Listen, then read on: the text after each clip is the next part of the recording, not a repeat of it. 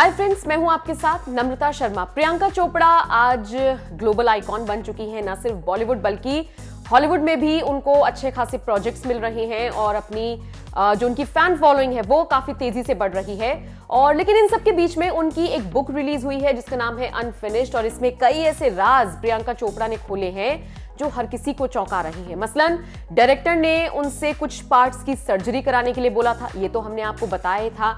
अब एक ऐसा ही खुलासा हुआ है कि प्रियंका चोपड़ा का हॉलीवुड सफर इतना आसान नहीं था जिस तरह से लोग उसे तोल देते हैं। तोलने से हमारा मतलब ये है कि एकदम से जज कर लिया जाता है कि निक जोनस को डेट किया प्रियंका चोपड़ा ने और उसी वजह से उनके रास्ते खुले अमेरिका के। ऐसा नहीं है, बल्कि प्रियंका ने अपने दम पर न सिर्फ बॉलीवुड बल्कि हॉलीवुड में पहचान बनाई है।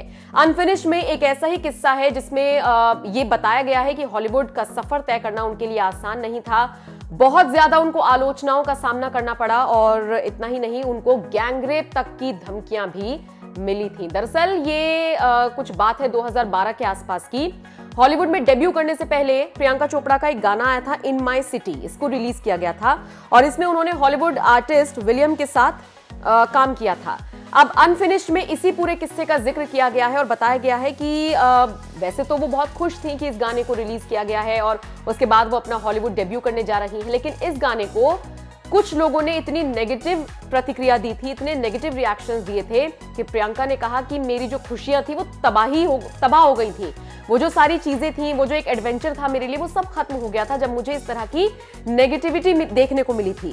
प्रियंका ने बताया कि गाने पर कई लोगों ने उन्हें मेल्स किए थे, कई लोगों ने उनको डीएम किया था, कई लोगों ने उनके पोस्ट पर कमेंट किए थे और उन सब में ज्यादातर लोग वो थे जिन्होंने उनको गालियां लिखी थी और साथ ही साथ गैंगरेप तक करने की सोची धमकी दे दी थी।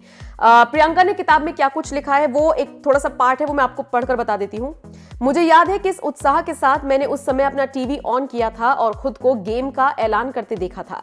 इसके बाद मेरे गाने इन माय सिटी का बढ़िया प्रोमो चल रहा था। इसे मैंने लाखों दर्शकों के साथ देखा था। उस समय मैं जहां थी, मेरे और मेरे म्यूजिक के मेन स्ट्रीम अमेरिका में परिचय के लिए NFL वीकिंग स्पॉट से बढ़िया कुछ भी नहीं हो सकता था। मेरी खुशी जल्द ही मुझसे छीन ली गई थी।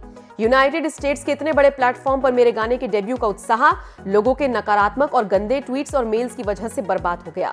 लोगों ने मुझे बहुत सी बातें सुनाई थी जो मैं आपको बता भी नहीं सकती हूँ। मुझे बहुत सारी भद्दी बातें कही गई थी।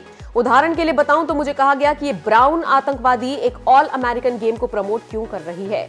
कुछ ने कहा मिडिल ईस्ट वापस जाओ, अपना बुर्का पहनो। और सालों बाद ये कहना आज भी मेरे लिए मुश्किल है कि लोगों ने कहा था कि अपने देश वापस जाओ और वहां पर अपना गैंगरेप करवाओ। सोचिए, ये सारी बातें अनफिनिश्ड में लिखकर प्रियंका चोपड़ा ने एक बड़ा खुलासा किया है और न सिर्फ प्रियंका के फैंस बल्कि जो भी इस बुक को पढ़ रहा है जाहिर तौर पर इस खुलासे से हैरान हो रहा है कि इस तरह का जो रिएक्शन है वो उनको हॉलीवुड में डेब्यू करने से पहले मिला था। और सोचिए, अच्छों का हौसला टूट जाए अगर इस तरह की नेगेटिविटी मिलती है।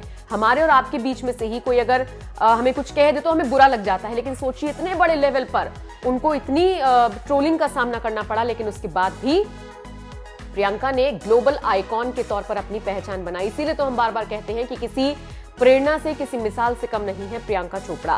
बहरहाल अभी उनके पास बहुत सारे हॉलीवुड प्रोजेक्ट्स हैं, बॉलीवुड फिल्मों में भी वो नजर आ सकती हैं, तो इंतजार कर रहे हैं फैंस कब बड़े पर्दे पर उनके दीदार होंगे। जाहिर सी बात है कि प्रियंका चोपड़ा को देखने के लिए उनके फैंस एक्साइटेड तो हैं ही।